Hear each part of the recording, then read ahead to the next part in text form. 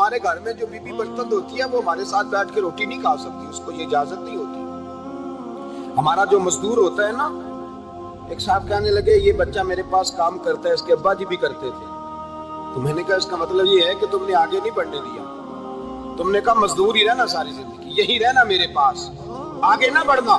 میرے مصطفیٰ کریم سید عالم صلی اللہ علیہ وسلم کے پاس جو لوگ کام کرتے تھے، محنت کرتے تھے، مشقت کرتے تھے، ہمارا ملازم ڈرتا ہے، کامتا ہے، وہ بات کرتا ہے تو صاحب جی کہتے کہتے زبان تھکتی ہے، 100 دفعہ موڈ کو دیکھتا ہے، گالیاں کھاتا ہے بیچارہ، اس کی عزت نفس کو اچھالا جاتا ہے، اس کو رسوا کیا جاتا ہے، اور وہ بیچارہ رات کو رضائی پہ منہ دے کے روتا ہے کہ یار میرے نصیب صرف اس لیے کمزور ہے کہ میں غریب کے گھر میں پیدا ہوا ہوں۔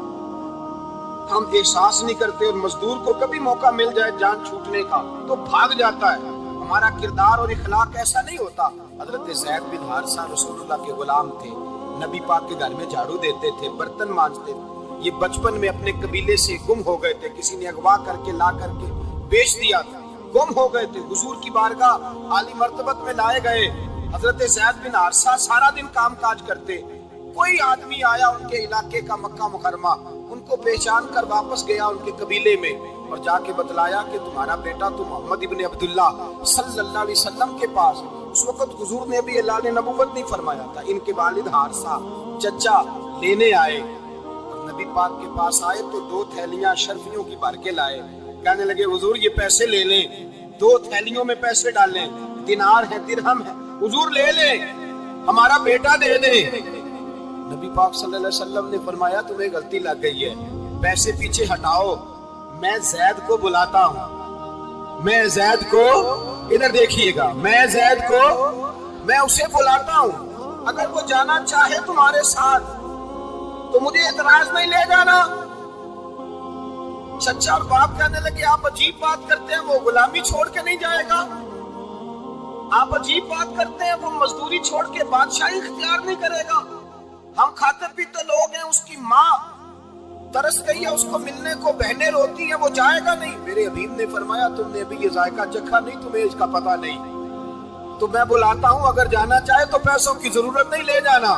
حضرت زید کو پیغام دیا، آئے، حضور نے فرمایا وہ تمہارے والد کھڑے ہیں، وہ چچا ہیں، لینے آئے ہیں۔ جناب زید گئے، باپ کے گلے سے لگے، بچھڑے ہوئے باپ بیٹا ایک دوسرے کو مل کے کھل کے روئے، کہا بیٹا تیری ماں کی آنکھیں پتھر ہو گئی تیرا رستہ دیکھ کے، تیری بہنیں ترستی ہیں تیرے چہرے کے دیدار کو، بیٹا وہ گلیاں بھی روتی ہیں جن میں تو کھیلا کرتا تھا، پر اب فکر کی بات کوئی نہیں، اب کوئی پریشانی نہیں، میں پیسے لایا ہوں تجھے لے جاؤں گا۔ نبی پاک صلی اللہ علیہ وسلم نے دیکھا نا جب باپ بیٹے کی گفتگو ہو گئی، آنسو بہہ گئے، بوجھ ہلکے ہو گئے، تو میرے کریم نے فرمایا زید اگر تم چچا کے ساتھ والد کے ساتھ جانا چاہو تو میری طرف سے اجازت ہے، تم جا سکتے ہو۔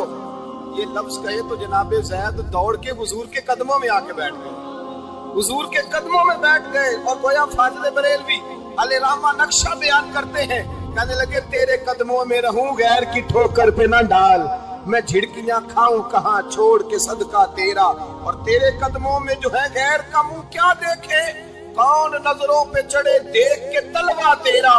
کہنے لگے حضور میں نے نہیں جانا، میں یہیں رہوں گا۔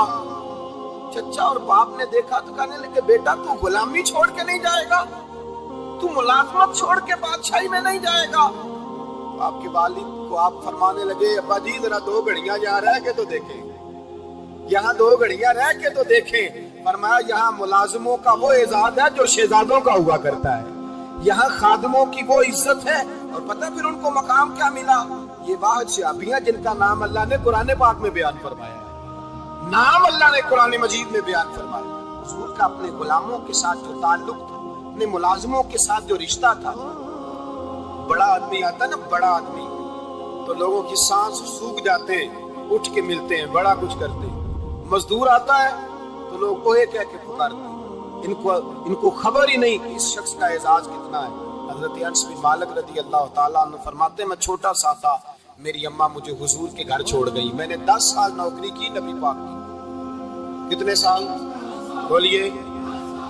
12ویں دن لوگ کہتے ہیں بس بھائی ختم ہو گیا، اب فرینکنس ہو گئی ہے، اب جو مرضی تیرے ساتھ کریں گے۔ 10 سال نوکری کی میں نے، لیکن جناب انس فرماتے ہیں نبی پاک نے کبھی مجھے اف تک بھی نہیں کہا، اف تک بھی نہیں کہا تھا، اف تک بھی۔ حضور نے بھیجا جاؤ فلاں آدمی کو بلا کر کے لاؤ۔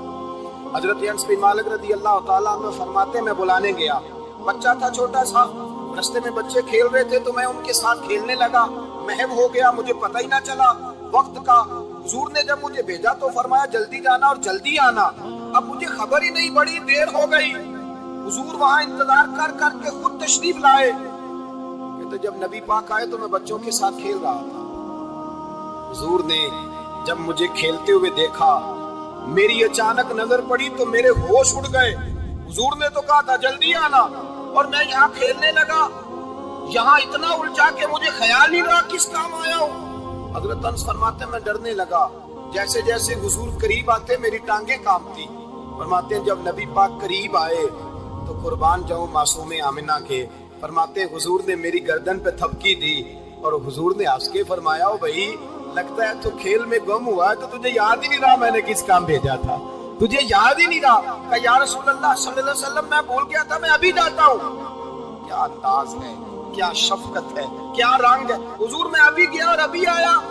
نبی پاک نے فرمایا نہیں یار تو کھیل میں خود ہی چلا جاتا، تو کھیل یہاں میں خود جاتا۔ یہ اعزاز، یہ فضیلت، یہ درجہ کس نے ذروں کو اٹھایا اور صحرا کر دیا، یہ کس نے قطروں کو ملایا اور دریا کر دیا، یہ کس کی حکمت نے یتیموں کو کیا در یتیم اور غلاموں کو دنیا بھر کا مولا کر دیا۔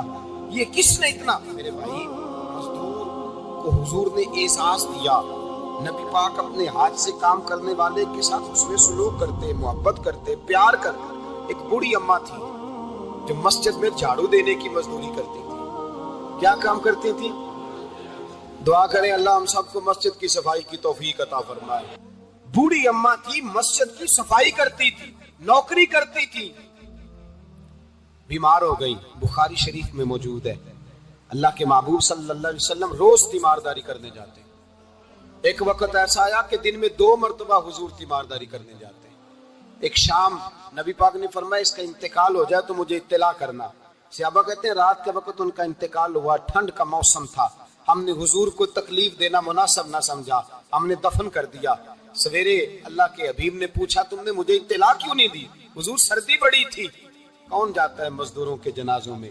کون جاتا ہے مزدوروں کے جنازے میں؟ یہاں تو اب جنازے بھی سیاسی ہو گئے ہیں، اب تو کوئی بہت بڑا امیر آدمی فوت ہو جائے تو وہاں رش ہوتا ہے، وہاں رش ہوتا ہے، غریبوں کا تو جنازہ بھی کوئی نہیں پڑتا۔ حضرت جناب سیدنا ابو ہریرہ رضی اللہ تعالیٰ عنہ فرماتے حضور نے فرمایا مجھے اطلاع کیوں نہیں دی؟ تمہیں اس کے اعزاز کا نہیں پتا؟ وہ مزدور تھی، مسجد میں جھاڑو دیتی تھی، تم نے خبر ہی نہیں دی؟ حضور وصال ہو گیا، فرمایا چلو مجھے بتاؤ قبر کہاں ہے؟ حضور سارا کچھ جانتے ہیں لیکن یہ ساری تمہید اس لیے بیان کی کہ ایک مزدور کی شان واضح ہو جائے۔ فرمایا بتاؤ قبر کہاں ہے؟ صحابہ کہتے ہیں ہم قبر پہ لے گئے تو میرے نبی نے فرمایا صفے بناؤ میں دوبارہ جنازہ پڑھاؤں گا۔ میں دوبارہ جنازہ نہیں ہو سکتا، اس وقت ہو سکتا ہے جب وارث نے نہ پڑھاؤ، پھر دوسرا جنازہ جائز ہے۔ وارث نہ پڑھے تو اس سے پہلے 20 جنازے بھی ہو جائیں تو جب وارث پڑھ لے پھر دوسرا جنازہ نہیں ہو سکتا۔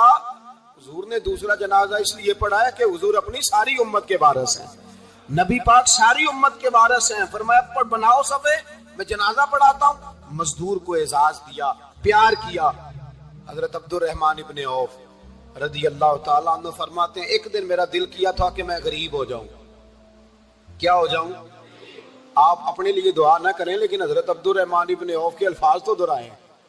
وہ کیا کہہ رہے ہیں کہ میرا دل کرتا تھا میں اللہ، ایک دن میرا، بڑے امیر آدمی تھے نا صحابہ میں سب سے زیادہ امیر، فرمانے لگے ایک دن میرا دل کیا میں غریب ہو جاؤں، غربت پسند کر لوں۔ اصل میں غریب کو اپنی شان کا نہیں نہ پتا، اسے جس دن پتہ چل گیا کہ میں غریب کی عظمت کتنی ہے، غریب ہر وقت اپنے آپ کو کوستا ہی رہتا ہے۔ اور میں اکثر کہتا ہوں کہ یہ بڑے کا قصور نہیں کہ اس نے تجھے چھوٹا جانا ہے، یہ تیرا قصور ہے۔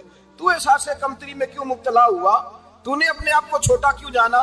تو نے اپنے آپ کو کمزور کیوں سمجھا؟ تو نے کیوں سمجھا کہ میں مزدور ہوں تو میری عزت ہی کوئی نہیں، میرا مقام کوئی نہیں؟ کیوں تو نے ایسا سمجھا اپنے لیے؟ حضرت عبد الرحمن میرے بھائی یاد رکھیں جب غریب کو پتا چلے میری شان کیا ہے، میرے نبی پاک نے فرمایا میں غریبوں کے بیچ آیا ہوں، میں غریبوں میں رہا ہوں، میرے دائیں بائیں غریب رہتے ہیں، اور قیامت کے دن جب میں جنت میں جاؤں گا تو میرے آگے پیچھے غریب لوگ ہی ہوں گے، میں غریبوں کے ساتھ مل کے جنت میں جاؤں گا۔ حضرت عبد الرحمن ابن عوف کہتے ہیں ایک دن میرا بھی دل کیا تھا، یہ سب سے امیر تھے صحابہ میں، اور حضور نے فرمایا تو پکا جنتی ہے، پر سب سے آخر میں جنت میں جائے گا، اس لیے کہ جتنا مال ہے اتنا حساب بھی تو دینا ہے نا، پکے۔ حضرت عبد الرحمن ابن عوف کہتے ہیں ایک دیہڑے دل کیا تھا کہ میں ماڑا ہوتا، میں غریب ہوتا، میں غریب